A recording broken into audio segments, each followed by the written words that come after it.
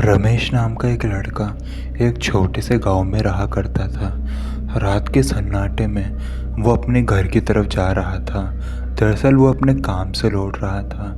जब वो अपने घर की तरफ जा रहा था तो उसको अचानक से काफ़ी ज़्यादा ठंड लगने लग जाती है।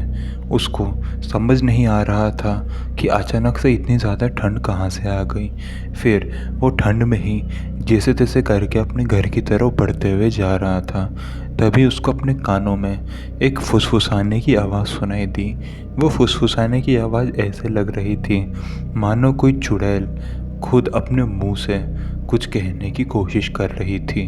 वो कहना चाह रही थी, रमेश, देखो मैं यहाँ हूँ। रमेश ने जब आजू बाजू पलट के देखा तो उसने देखा कि उसकी आंखों के सामने एक धुंधली सी कोई परछाई बनी हुई थी।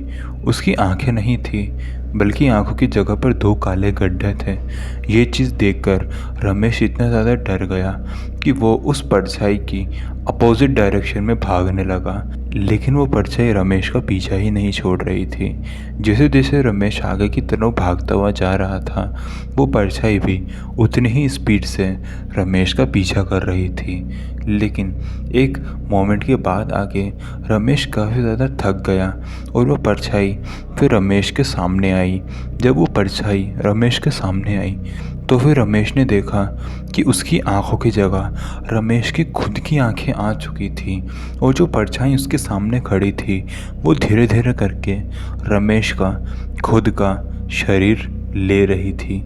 ये चीज़ देखकर रमेश काफ़ी ज़्यादा डर गया और वो भगवान का नाम लेने लगा। और जैसे ही उसने भगवान का नाम लेना चालू किया वो परछाई वहाँ से गायब हो गई।